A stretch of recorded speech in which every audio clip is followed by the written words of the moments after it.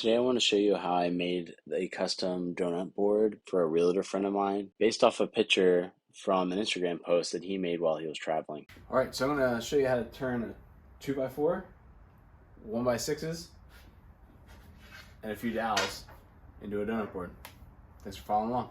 All right, so my plan for the board is that I'll come in 3 inches, put a dowel.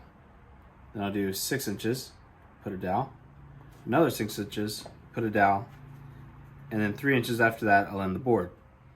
Now I'm going to run this on the router table, and I'm expecting tear out. So I'm going to do an extra inch on both ends. So instead of going to 18, I'll mark this board at 20 inches. And then I'm going to cut two boards here out of this one, 20, and I got the other one, 2 boards out of that.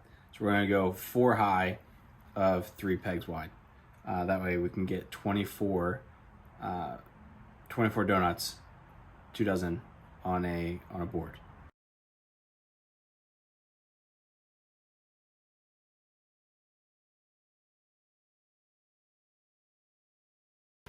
All right, so here I'm gonna lay them together this way. Since I'm gluing them up, I don't want the boards to have the cup in the same direction. So this one is pretty center, but I'm gonna say that we're just a little bit taller on this side, so that's gonna cup that way if it does. This one will cup this way, this one cups up, and that one will cup down. So in theory, wood moves, right? So when I'm done with this, I'm gonna have rabbited here and here and here, and then they're all gonna be joined together. If it did move, the whole thing's not gonna curve. I want to touch real quickly on the bits that I'm going to use. First is a roundover, and I got a rabbiting bit here with adjustable bushings. And so as you can see, these are 1/4 inch, and this is a 1/2 inch router. I had this is an upgrade from my trim router, but I didn't want to just buy all new bits. So I got this this coupling here, the reduction bushing from Amana Tools. And I'll put a link below for that as well. And that's another good reason why to burn an inch. I mismeasured and it won't go, so now I gotta move the fence.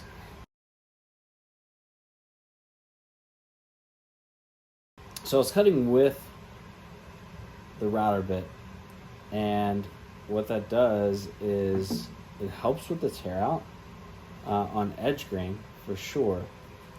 But it was throwing the board. So I'm gonna try to come into it this way, which is what I've done before, except I have bad experiences with the ingrain. So we'll give that a shot.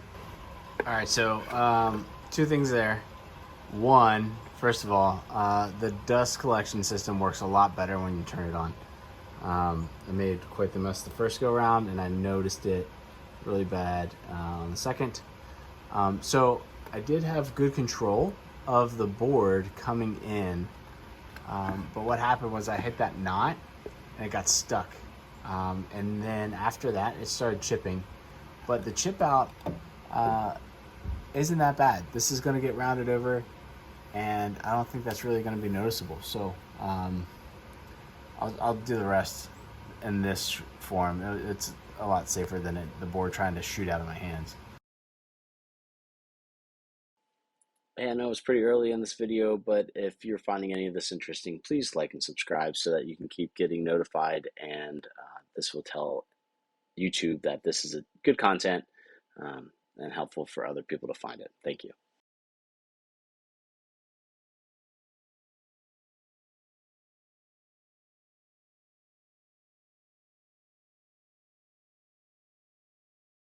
All right, thanks to the stop block, all of these are now the same size.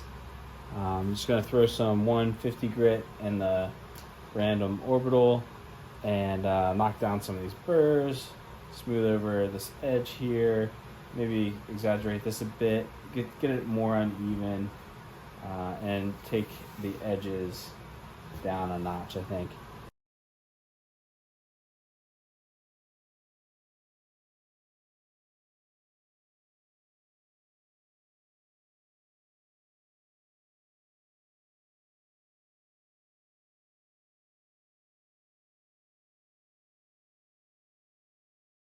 I'll run the edges to the joiner real quick, make sure that get that gap closed so that it'll glue really nice together. All right, so this is pretty exciting. It's the inaugural use. I just got this joiner a couple weeks ago. Haven't even used it yet, just cleaned it up, and we're about to fire it out for the first time. Look at those joints. That is perfect. I am so excited. That joiner is probably one of the best investments. You can hardly even see the gap. That's gonna glue up so nice. So nice, all of them. Just one little pass, that's all it took.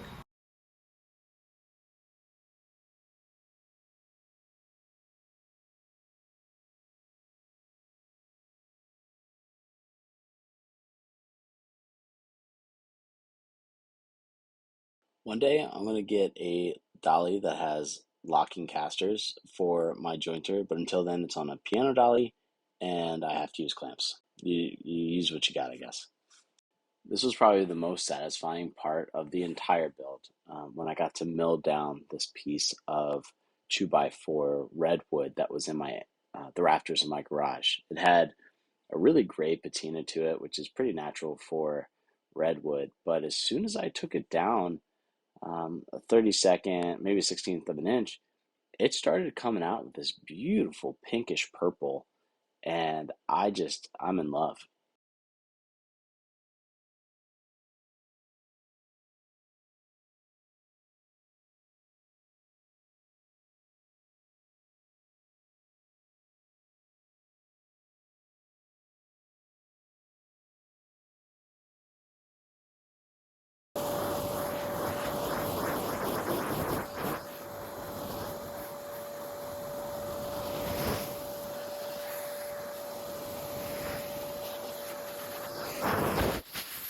All right, the original picture that I'm basing this off of was black with just a raw pine trim on two sides. I'm gonna flip that around a little bit. This is still gonna be nice and black. It's gonna be a flat black instead of a sheen. And then I'm gonna have this shine a little bit. The red wood that I just milled up. That's gonna be like a picture frame around this, and it's really gonna pop with some beautiful redwood. So give it a little bit of California love. All right, now it's time to find the thickness that I need to take off of this for it to be like a frame. So obviously this is a 2x4 that has been milled down. These are 1x6s, so again, also a lot smaller. So what I'm gonna do is I'm gonna put a rabbet so that the frame actually ties into this. And that's gonna help keep it together, keep this together. Yeah, so anyway, in order to find that, I gotta take the average measurement of this board and subtract the average measurement of this board, these boards, and then whatever what's left over, that's what I'm gonna rabbet and on one side of this, and then I'm gonna start cutting it for the frame. So I'll go 0.75 and 1.3. Subtract the differences there.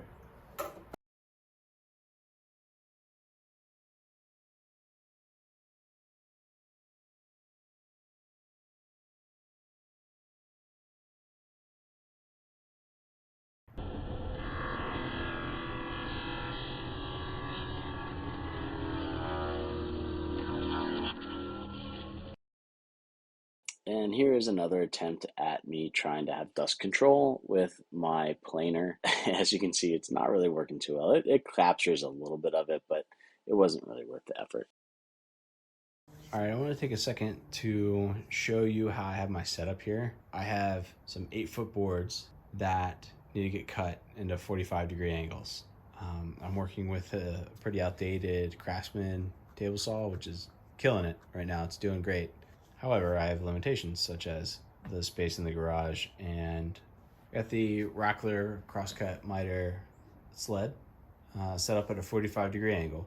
Or what I have going on over here, 2 supports and a slick-backed marine plywood that is going to help me slide and all. Sorry for the wobbliness.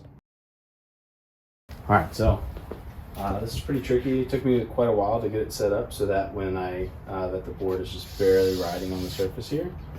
But basically, once I get it set up and I start making my cut, I need that to keep pushing all the way back until it's cut all the way through, which will probably be about here.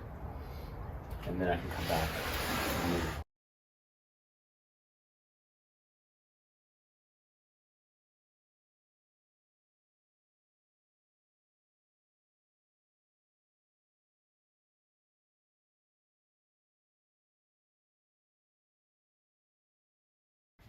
All right, since I just cut the edges nice and flat, same thickness throughout the whole board, I was trying to measure to the edge here, which is just going to be under 18.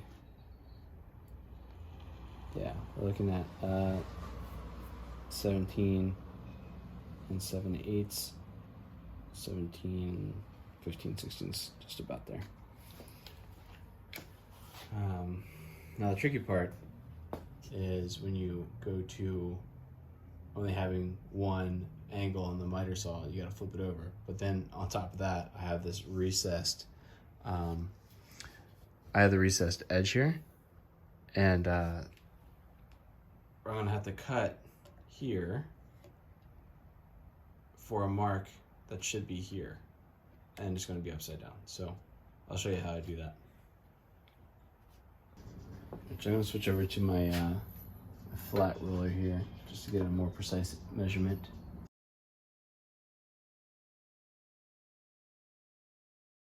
All right, here's the line. This is going to be the inside of the 45 degree right here.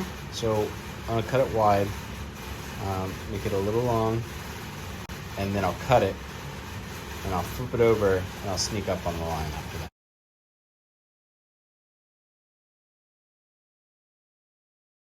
The rest of this is pretty easy.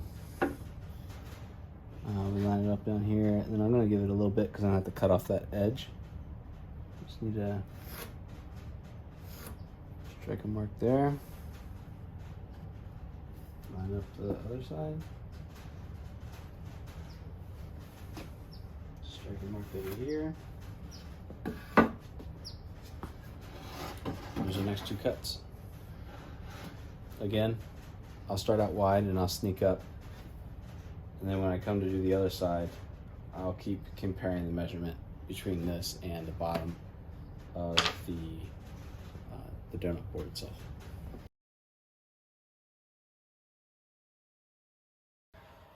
All right, so this is the board I just cut, flipped it around, so this is the right side, and then this is the top piece. So I made the miter touch nice and neat, which they're just going to be the tops and bottoms, but I made it so it's a nice joint. I come over here, make sure that everything's all pressed up. Just out of experience, I should switch this because of the way that the miter sled's set up. I should make this the corner that's nice and square. Sneak up on that line, and then we'll do the same thing for the both sides.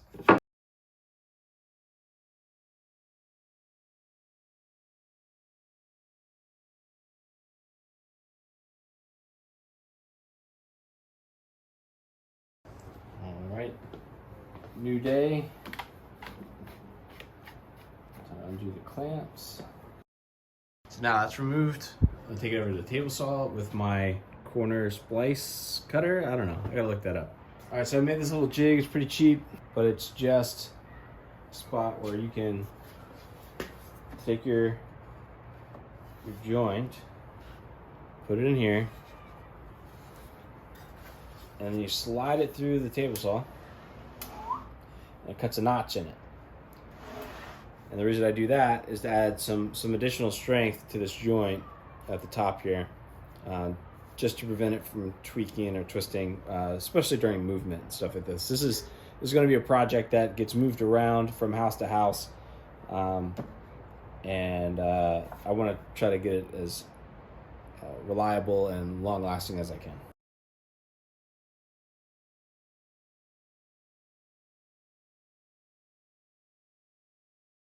All right, so I made my cut, and it's pretty high. I'm not really sure what happened. My measurements were off, apparently. But as Bob Ross would say, it's happy little mistakes, right? So we're just going to adapt. I'm going to cut a second one right here, and now it'll just have 2 splines. I don't know, it'll look even better and be even more stronger. All right, for the slivers, as much as I like a contrasting wood, I just don't have anything here that will look great against the redwood. So I'm just going to use redwood, and it'll just be in a different grain pattern, and it'll stand out a little bit, I guess.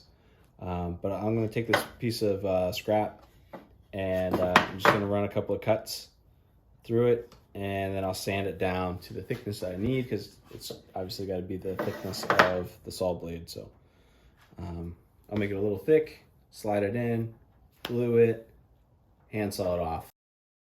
So that only took about four minutes. All right, back at my glue stand, my unofficial glue stand. All I'm gonna do is slap a bunch of glue on this, squeeze it in, let it dry. Repeat the process 8 times. All right, I have the donut board itself. The pegs are going in here, and that's what we're gonna do is we're gonna make the grid for drilling holes for the pegs.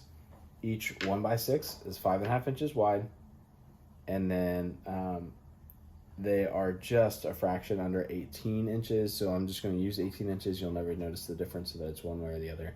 So anyway, so I'm going to jump in here and just make a mark on either side of the board. All right, so the dowels that I picked out for this, 3/4 by 1 foot, chop them off halfway through. Then they'll have like 5.5 inches for hanging 2 donuts on.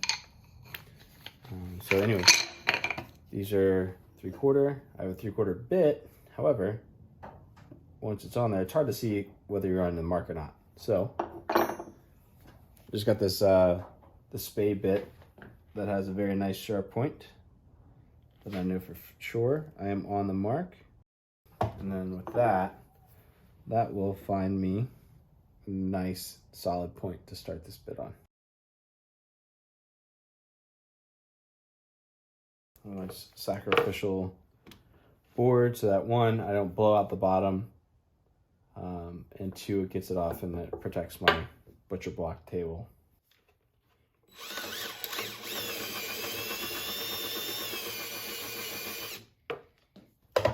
Actually, the more I think about it, I should get a level, or at the very least a square.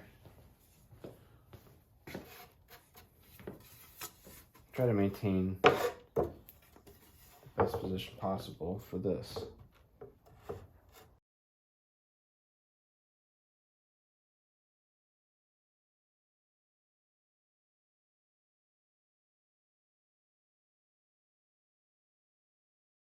All right, so this is the back. I didn't show spraying it. The process is the same. I also sprayed all 4 sides already. So just flip it back over. And I'm gonna do a couple of coats because this is gonna get some use. In a typical spray paint fashion, staying 10 to 12 inches away and maintaining a good even coat going all the way across, not stopping in the center so you don't see it, the line that would create, the start and stop line.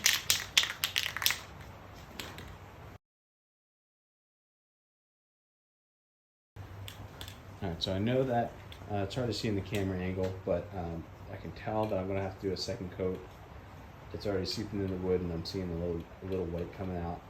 Plus, I still need to get the other side of the rabbited joint here. If I see it this way better.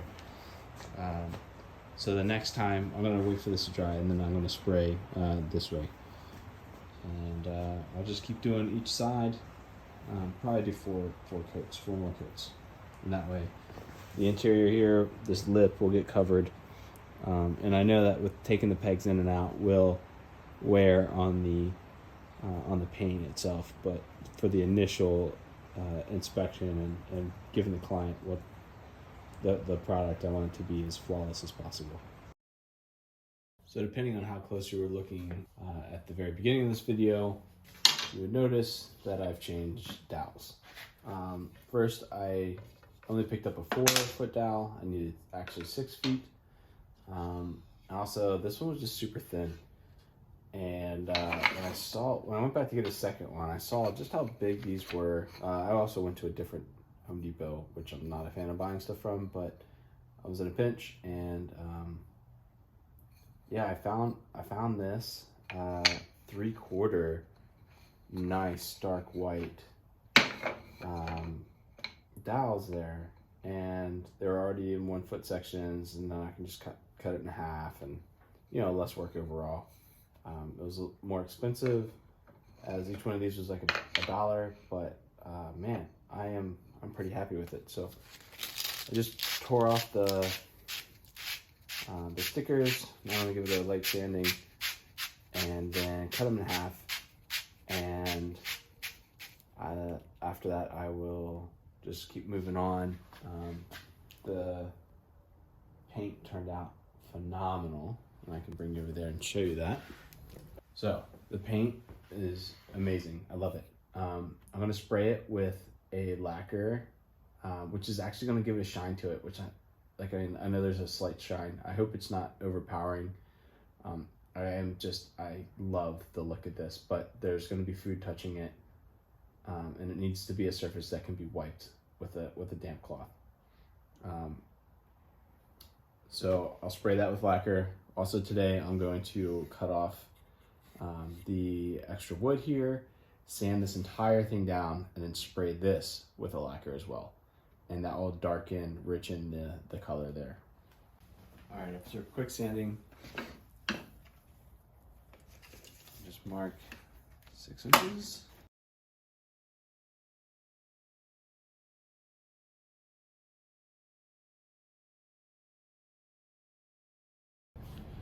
All right, certain things are best left for hand tools, even though I do love my power tools. A lot could go wrong here. If I was to put this on a table saw, it would ruin my piece for sure. So I'm just gonna use this pull saw and gently cut into this, try to stay off of the frame itself. I want to sand down to the frame. So just nice and gentle. It's going to take a while. So now I have flipped the frame over on its back.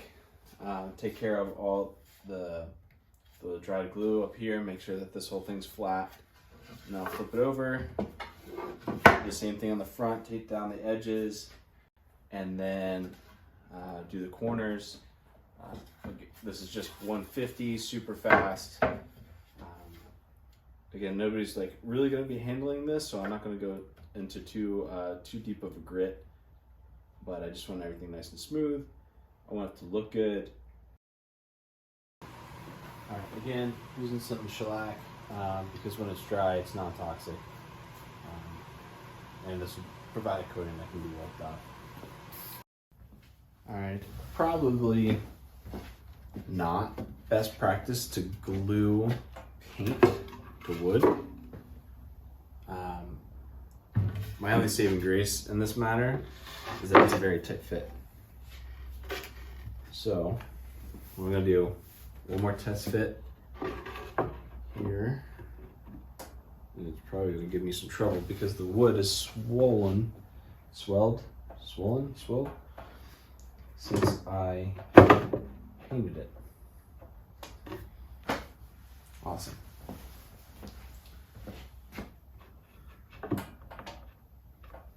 I think I can force it in there. Some spots are definitely gonna give me more trouble than others. So maybe I'll sand the very edge of this all the way around and help me bring it in. And while I'm there, I'll rough up the backside too. And luckily, all it needed was a quick sand.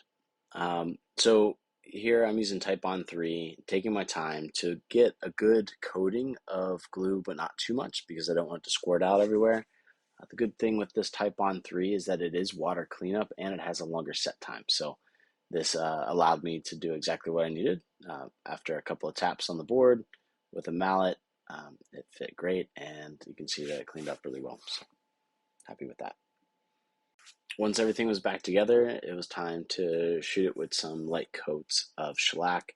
This is really what brought out the color of that beautiful redwood. And man, it's just slightly purple and pink, and against that matte black, I just love it. All right, so during the first broker opening that my realtor friend used this, he discovered that the old-fashioned donuts that he gets from his donut shop did not fit. So I had an excuse to buy a new tool. So I got a used lathe. It took me a few minutes to figure it out, and man, like if you haven't turned wood, you need to go find somebody with a lathe and just give it a shot. It's so satisfying. Just removing wood and shaping something to what's in your head. All right, so I have everything turned down, but of course, on the lathe, you get some center marks. So that's no good for anybody. This is the side you're going to see. So I set up this miter box. I have my Japanese pool saw, and I'll just take off about 1/8 of an inch or so.